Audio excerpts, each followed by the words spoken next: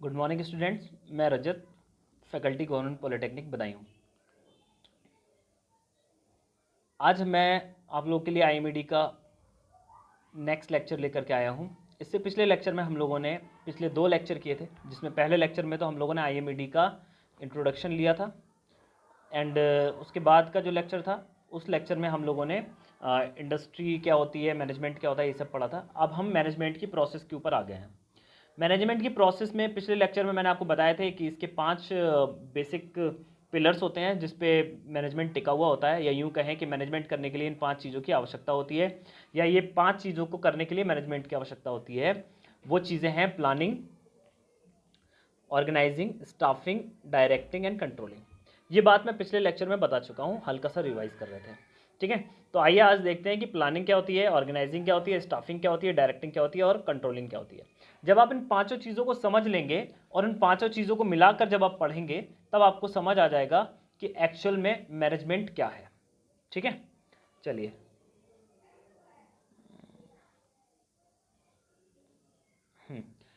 इससे पहले कि आप उसको बनाएं, लिखें, आप इसको जरा बना लें। इसका स्क्रीनशॉट ले लीजिए, ठीक है, और इसका स्क्रीनशॉट लेने के बाद में आप इसको अपने नोट्स में बना लीजिएगा। ठीक है, planning, organizing, staffing and controlling, there is 5 basic pillars या 5 basic factors that are affecting या कंसिस्ट ऑफ मैनेजमेंट। ठीक है, या management is consist of 5 basic pillars या बेसिक फंक्शंस। ठीक है, जो कि आपके क्या हो गए, planning, organizing, staffing, directing and controlling. इन सब को हम लोग अलग अलग पढ़ने वाले हैं। जब आप इन सब चीज़ों को अलग अलग पढ़ लेंगे, उसके बाद में आपको मैनेजमेंट के बारे में एक बेसिक और ठीक ठाक सा नॉलेज हो जाएगा, जिससे आप मैनेजमेंट को डिफाइन कर पाएंगे कि एक्चुअल में मैनेजमेंट होता क्या है। सबसे पहली चीज़ है प्लानिंग। प्लानिंग में बेटा क्या होता है, 4 चीज़ें बेसिक चीज़ें होती हैं। ठीक है, वो होती हैं आपकी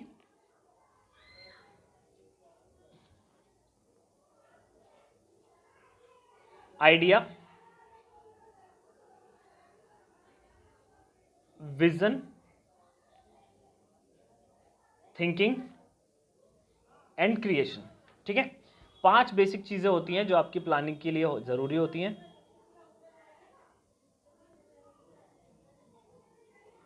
चलो उसको ऐसे रहने दो। ठीक है, तो प्लानिंग में बेसिकली क्या करना होता है, जब हम किसी फैक्ट्री या किसी इंडस्ट्री या किसी इंटरप्रेन्योरशिप को शुरू करना चाहते हैं, तब सबसे पहली चीज़ जो हमें समझनी होती है प्लानिंग में, वो होता है आइडिया। ठीक है, आइडिया क्या करता है, आइडिया कंसिस्ट करता है कि हमको क्या करना चाहिए। ठीक है, यानी आप अपनी कॉपी में लिखना शुरू करिए, हेडिंग डालिए प्लानिंग, और प्लानिंग में लिखिए planning is a basic feature of management which provides the answer of question what to do,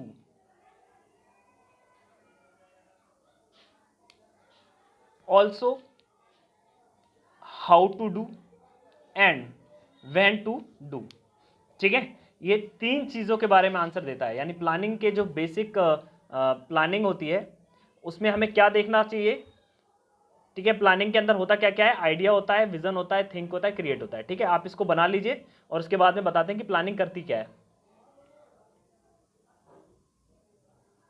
ठीक है, प्लानिंग 3 चीजों के आंसर देती है, 3 व्हाट के। ठीक है, सबसे पहला व्हाट टू डू, हमें क्या करना चाहिए, क्या बनाना चाहिए। इसको डू की जगह प्रोड्यूस लिखो,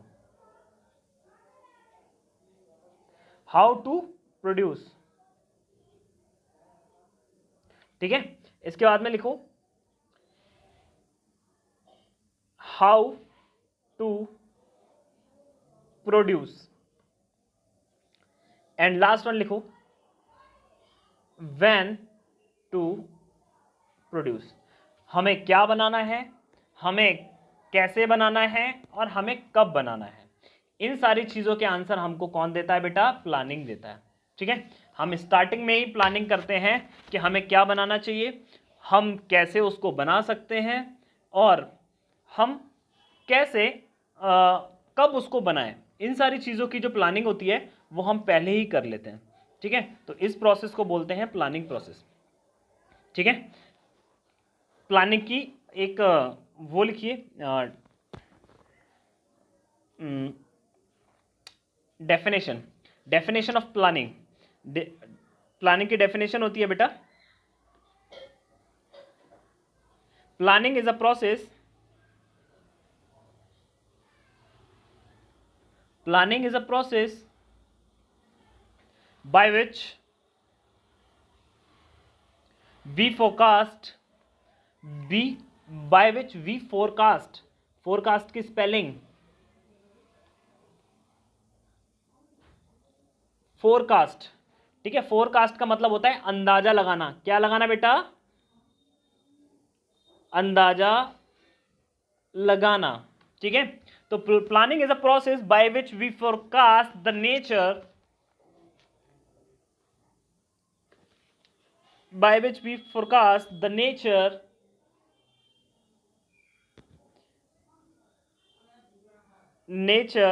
of production, the nature of production process,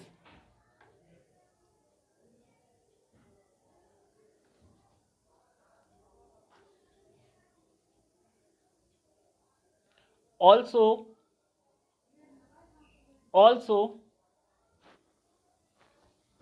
the marketing, also the marketing functions, okay. तो प्लानिंग उम्मीद है आपका खत्म हो गया होगा। प्लानिंग क्या होता है? प्लानिंग एक प्रोसेस होती है बेटा, जिस प्रोसेस से हम लोग क्या करते हैं, प्लानिंग के प्रोसेस से फोरकास्ट करते हैं, अंदाजा लगाते हैं, ठीक है। चलिए नेक्स्ट आता है आपका ऑर्गेनाइजिंग। ऑर्गेनाइजिंग क्या होता है? ऑर्गेनाइज का मतलब मैंने आपको बताया था, सारी चीज़ों को एक सही समय पर सही जगह सही मात्रा में इकट्ठा करना, ठीक है। यानी to provide right thing at right time at right quantity is called organizing, ठीक है।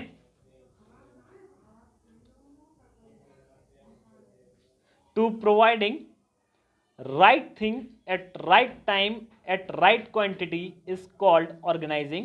There is few basic functions of organizing या features of organizing हम लोग कह सकते हैं। सबसे पहला है determining the target, टारगेट को डिटरमाइन करते हैं हम, ठीक है। फिर डिटरमाइनिंग द एक्शन, हमें पता चल गया कि हमें क्या करना है, फिर हमें पता करना है कि हमें कैसे करना है, हाउ टू डू इट, है ना। उसके एक्शन को डिटरमाइन करना है। फिर कोऑर्डिनेशन ऑफ एक्शन, अब उस एक्शन को करने के लिए लोगों के कोऑर्डिनेशन की जरूरत पड़ती है, उसको कोऑर्डिनेट करना है, ठीक है। फिर डिस्ट्रीब्यूशन ऑफ ड्यूटी, फिर उसके बाद में किसको क्या करना है ये ड्यूटी को हमें बताना पड़ता है। फिर असेसमेंट ऑफ अथॉरिटी, फिर अथॉरिटी का असेसमेंट बाद में जब ड्यूटी खत्म हो जाएगी तब आपको कैसे मतलब ड्यूटी करते समय कैसे उनको असिस्ट करना है, वो सारी चीज़ें, ठीक है। फिर आता है formation of organization charts. Charts मतलब जो भी प्रोसेस है आपको उसके चार्ट, फ्लो चार्ट के रूप में आप उसको जो है बना दीजिए, ठीक है। और उसके बाद में ऑर्गेनाइजिंग एक्शन आपका कंप्लीट हो जाएगा। तो ये है बेसिक ऑर्गेनाइजिंग, ठीक है। ऑर्गेनाइजिंग के क्या कितने पिलर्स हैं? 7 बेसिक पिलर्स हैं। नंबर 1 है determining target, determining action, coordination of action, distribution of duties and assessment of authorities, ठीक है। फिर formation of chart and organizing action, ठीक है। ये 4 चीज़ों के द्वारा हम अपने मैनेजमेंट को कंप्लीट करते हैं और जो भी प्रोसेस आप करना चाहते हैं उस प्रोसेस को सही ढंग से सही मात्रा में कर सकते हैं। हिंदी में अगर ऑर्गेनाइजिंग की डेफिनेशन लिखनी है तो उसमें लिख लीजिए, टू प्रोवाइड, सही चीज़ को सही जगह पर सही मात्रा में प्रोवाइड कराना ही मैनेजमेंट है और ऑर्गेनाइजिंग है, ठीक है। इसके साथ इंग्लिश में बेसिक, इंग्लिश में अगर बोलेंगे to provide the right thing at right place at right quantity is called organizing. इसको अलग भाषा में भी हम लिख सकते हैं, organizing is organization is a process of determination of threats, ठीक है, थ्रेट्स वर्क एंड एक्शन, ठीक है, in any type of process is called organizing, ठीक है। ये सारी चीज़ें अगर आपको कुछ भी नहीं समझ में आ रहा है तो हम लोग अपने Q&A सेशन करेंगे, जिसमें मैं ऑनलाइन आपका स्काइप पे क्लास करूंगा, उस क्लास में आप लोग हमसे क्लियर कर सकते हैं, ठीक है। कुछ ना समझ में आए तो उसमें ग्रुप में भी लिख सकते हैं। फिलहाल आप इस डायग्राम को तो आप बना लीजिए, ठीक है। ये डायग्राम आपके सामने मैं छोड़ रहा हूँ, इसका स्क्रीनशॉट ले लीजिएगा और इसको बना लीजिए, आपके नोट्स में काम आएगा। एग्जाम में आप ऐसा बना के आएंगे, आपको पूरे मार्क्स मिलेंगे। ठीक है, चलिए नोट कर लीजिए, इसको स्क्रीनशॉट ले लीजिए, आप इसको नोट कर लीजिएगा। ठीक है, अब हमारी दो चीजें हो गई, नंबर 1 प्लानिंग हो गया, नंबर 2 ऑर्गेनाइजिंग हो गया। थर्ड चीज पे चलते हैं। नेक्स्ट है स्टाफिंग। स्टाफिंग का क्या मतलब होता है? स्टाफिंग एक तरीके की प्रक्रिया है जिसमें हमें, जब हम किसी कंपनी में कुछ काम करने की सोच रहे होते हैं, बिजनेस स्टार्ट करते हैं या कोई कंपनी स्टार्ट करते हैं, तो हम लोग प्लानिंग करते हैं कि हमें क्या करना है, कैसे करना है, फिर ऑर्गेनाइजिंग करते हैं। इन सब चीज़ों के बाद में हमें स्टाफ की जरूरत पड़ती है, यानी लेबर की जरूरत पड़ती है। ऐसा तो है नहीं कि सारे काम मशीन से होंगे, है ना, कुछ काम करने के लिए हमें लेबर की जरूरत पड़ती है, यानी hiring of staff is called staffing. ठीक है, यानी स्टाफ को रखना, भर्ती करना क्या है? स्टाफिंग है। ठीक है, ये अपने आप में एक पूरी प्रक्रिया होती है, एक पूरा प्रोसेस होता है। ठीक है, आप इसमें ज़्यादा डीप में मत जाइए, जब आगे मैं ह्यूमन रिसोर्स डेवलपमेंट पढ़ाऊंगा, ह्यूमन रिसोर्स मैनेजमेंट पढ़ाऊंगा, तब आपको उसको क्लियर करूंगा। अभी आप इतना समझिए कि स्टाफ को हायर करना स्टाफिंग होता है। ठीक है, स्टाफिंग में कुछ बेसिक चीज़ें होती हैं। ठीक है, इसकी डेफिनेशन लिख लीजिए, फिर उसके बाद में लिखाता हूँ। डेफिनेशन लिखिए स्टाफिंग की, हेडिंग डालिए staffing,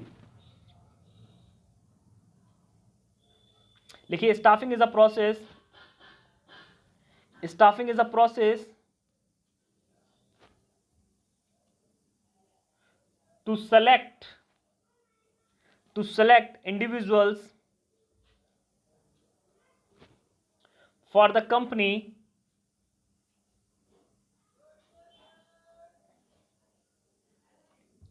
on the basis of nature of work, and their qualifications. Number 1। ठीक है, ऑल्सो इसी में आगे बढ़ा के लिखिए, also we provides the proper training, also we provides the proper training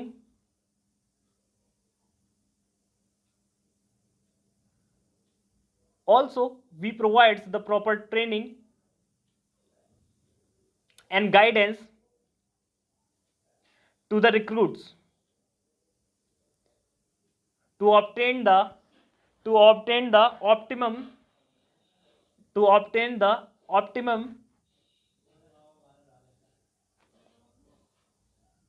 work output, ठीक है, this process is called staffing. Staffing के अंदर तो मेन चीजें लिख लीजिए। नंबर 1, ठीक है, पहला है रिक्रूटमेंट। नंबर 2 ट्रेनिंग, आपने भर्ती कर लिया, रिक्रूटमेंट कर लिया, उसके बाद में आपको ट्रेनिंग देनी है। ठीक है, देन ट्रेनिंग देने के बाद में आप क्या करेंगे? गाइडेंस करेंगे, गाइड करेंगे, और गाइड के बाद में आप क्या करेंगे? गाइड के बाद में आप फॉलोअप लेंगे। फॉलोअप का मतलब है काम सही से कर रहा है या नहीं कर रहा है। ये 4 बेसिक चीजें होती हैं स्टाफिंग में। ठीक है, तो ये स्टाफिंग प्रोसेस हो गया। आप इसकी डेफिनेशन आपने लिख ली है। चलिए नेक्स्ट चलते हैं। स्टाफिंग के बाद में आता है डायरेक्शन। अब तक मैंने कितना पढ़ाया आपको? प्लानिंग पढ़ाया, ऑर्गेनाइजिंग पढ़ाया, स्टाफिंग पढ़ा दिया। अब आता है डायरेक्शन। डायरेक्शन क्या होता है? डायरेक्शन का मतलब होता है to provide the right direction of the process, यानी प्रोसेस जो भी आपकी प्रक्रिया चल रही है, ठीक है, उस प्रक्रिया को सही डायरेक्शन में चलाना। ठीक है, उसको गाइड करना। ठीक है, on the basis of your experience, ठीक है, एंड गिवन प्रोसेस। आप अपने एक्सपीरियंस बेस पे और गिवन प्रोसेस के बेस पे आप डायरेक्ट करते हैं चीज़ों को। ठीक है, ऐसी प्रोसेस को हम बोलते हैं डायरेक्शन। ठीक है, डायरेक्शन होता कैसी है? डायरेक्शन के लिए हम लोग क्या करते हैं? ऑब्जेक्टिव, हार्मोनी और ऑब्जेक्टिव को डिटरमाइन करते हैं। उसके बाद में मिनिमम मैक्सिमम कंट्रीब्यूशन करते हैं, फिर यूनिटी ऑफ कमांड्स करते हैं। इन सारी चीज़ों को मैं अभी वो करता हूँ। ऑब्जेक्टिव, सबसे पहले आप अपना जो भी आपको काम करना है उस ऑब्जेक्ट को आप डिफाइन करेंगे। देन क्या होता है? मैक्सिमम कोऑर्डिनेशन, कंट्रीब्यूशन, और कंट्रीब्यूशन जो लोग उसमें काम कर रहे हैं उनका मैक्सिमम कंट्रीब्यूशन क्या होना चाहिए। ठीक है, उसके बाद में क्या है? Unity of command. कमांड की यूनिटी का मतलब है एक डेजिग्नेशन के टाइप के लोगों को एक जैसी कमांड मिलनी चाहिए। ठीक है, ऐसा नहीं कि किसी को घटिया काम करने को बोल रहे हैं, किसी को बढ़िया, वो जो उनकी पोस्ट है उसके हिसाब से उनको काम करना चाहिए। उसके बाद में सुपरविजन। ठीक है। सुपरविजन का मतलब है उन्होंने जो काम किया उस काम को आपको चेक करना है, थ्रेट फाइंड करने हैं, गलतियां फाइंड करनी है, और अगर गलतियां ज़्यादा निकल रही हैं तो प्रॉपर ट्रेनिंग देनी है। ठीक है, ये सारी चीज़ें आपकी डायरेक्शन के अंतर्गत आती हैं। ठीक है, फिर मोटिवेशन, इफेक्टिव मोटिवेशन, उनको मोटिवेट करके रखना है काम के लिए। ठीक है, आपने देखा होगा कि अगर कोई बहुत सारे लोगों का ग्रुप है और उसको टाइम पे मोटिवेशन या कुछ ना मिले, तब क्या होता है, तब अगले आने वाले टाइम में उन लोगों में उदासीनता छाती है और फिर वो काम करना कम कर देते हैं। ठीक है, मान लो कोई आदमी 100% काम करता है तो उसकी जगह वो 65-70% ही काम करेगा, और जब वो 65-70% काम करेगा तो नुकसान उस आदमी का नहीं है, नुकसान हमारा है, as an company, as an industry. नुकसान किसका है? हमारा। क्यों? क्योंकि आदमी जिसको हम जिस चीज़ की सैलरी दे रहे हैं, अगर वो काम नहीं करके दे रहा है तो नुकसान होगा, और धीरे धीरे अगर हम इन चीज़ों पे कंट्रोल नहीं करेंगे तो हमारी कंपनी घाटे में जाएगी। ठीक है, तो effective motivation very important factor है आपके डायरेक्शन के लिए। ठीक है, इफेक्टिव लीडरशिप, लीडरशिप में आपको डायरेक्शन प्रोवाइड करानी होती है कि क्या करना है क्या नहीं करना, on the basis of experience. ठीक है, और लास्ट में लेना है फॉलो थ्रू। फॉलो थ्रू का मतलब होता है जो भी कार्य किए गए हैं वो सभी के सभी कार्य सही तरीके से हुए हैं या नहीं हुए हैं, या उसमें कुछ गलती है तो क्या उसमें गलतियां हैं। ठीक है, आप इसको नोट कर लीजिए। ठीक है, इसका स्क्रीनशॉट ले लीजिए, आप इसको बना लीजिए। ठीक है, नेक्स्ट लास्ट में आता है controlling. Controlling of the process. Controlling, किसी भी प्रोसेस को कंट्रोल करने का मतलब होता है कि प्रोसेस अगर राइट डायरेक्शन में नहीं जा रही है, ठीक है, कुछ उसमें गलतियां हो रही हैं, कुछ चीज़ हो रही हैं, तो उनको सबको कंट्रोल करना होता है। ठीक है, अगर कुछ थ्रेड्स आपकी कंपनी में बनते चले जा रहे हैं, जैसे मान लीजिए कोई गुटबाजी चल रही है, ठीक है, या किसी तरीके की प्रोसेस जो है वो कम निकल करके आ रही है, उसको ज़्यादा बढ़ाना है, या ज़्यादा प्रोसेस हो रही है कम करना है, तो ये सारी चीज़ों को कंट्रोल करना प्रोसेस ऑफ कंट्रोलिंग कहलाता है। ठीक है, ये सारी चीज़ों का हम आगे वाले आने वाले लेक्चर, जितना भी मैं अभी पढ़ा रहा हूँ इन सब के बारे में एक एक चैप्टर है पूरा का पूरा। ठीक है, तो आगे वाले लेक्चर्स में इसको कंप्लीट करेंगे। अभी के लेक्चर में इतना ही पढ़ते हैं। ठीक है, मिलते हैं नेक्स्ट लेक्चर में, तब तक के लिए आप अपने घरों में सुरक्षित रहिए। कोरोना के से संबंधित जितने भी निर्देश सरकार आपको दे रही है उसको फॉलो करिए, देश का कोरोना के खिलाफ इस लड़ाई में योगदान दीजिए। धन्यवाद।